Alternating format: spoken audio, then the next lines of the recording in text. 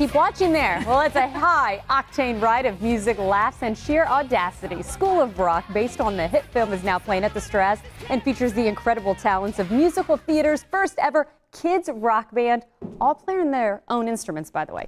Joining me today are stars Rob Coletti, who plays the part of Dewey Finn, along with Lexi Dorset Sharp. Welcome to the both of you. Thanks for having us. I've heard wonderful things about this Broadway show, so it's a real treat to have you here today. Oh, thank you. Welcome to the blend. Let's first dive in. Film first, then Broadway play. How much did you enjoy the film before you were able to land these parts? Yeah, I mean, a lot. It's a cult classic already, and one of the more uplifting stories about children from the more recent era, and obviously like a very iconic movie. So being a part of a project like this is definitely a huge privilege, and I think one of the most exciting parts about the Broadway show is that even though you kind of like know the story a bit, there's so many cool new elements, like the elevated storyline of the children and the relationship the principal has with my character. It's a really unique new theatrical experience compared to the movie. Well, one of the things that obviously stands out in the movie are the iconic characters. Joan Cusack, for your position, obviously, Jack Black.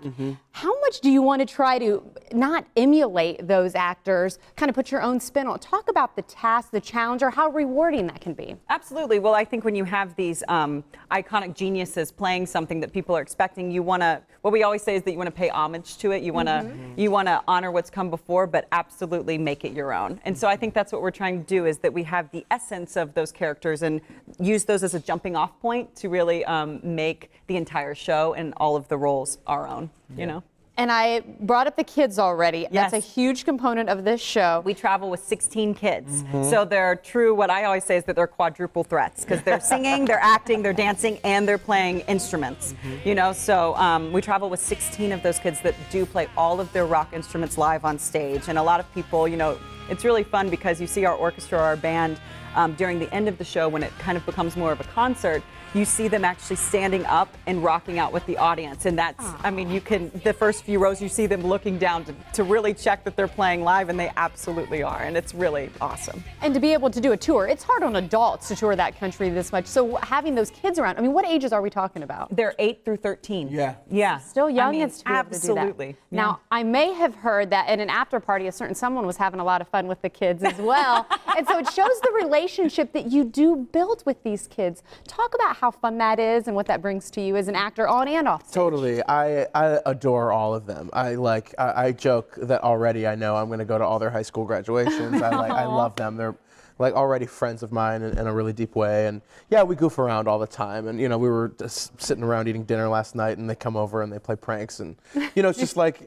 it's just an excuse to have fun with them. And that's the other really important thing for me is the show is a big role to play for me, my character. I'm on stage pretty much the entire time, and it can be draining. But seeing their energy every night, how excited they are to be there, kind of just lifts me up every time. And I'm so excited to have them with me on the ride.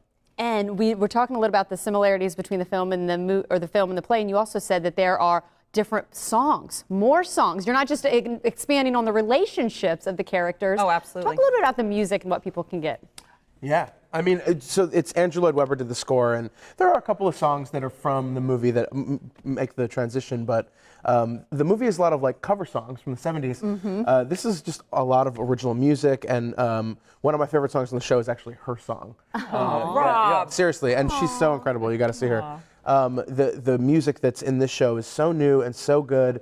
We were talking earlier about how it's some of his best music since... Yeah, I think it harks back to the original Andrew Lloyd Webber, what people know from Jesus Christ Superstar. Yes. So it really is that awesome, down and dirty rock that I think a lot of people, when you see Andrew Lloyd Webber, don't expect to come out of, someone like this man. He's a very proper gentleman, but he knows how to rock, and I think that our score really...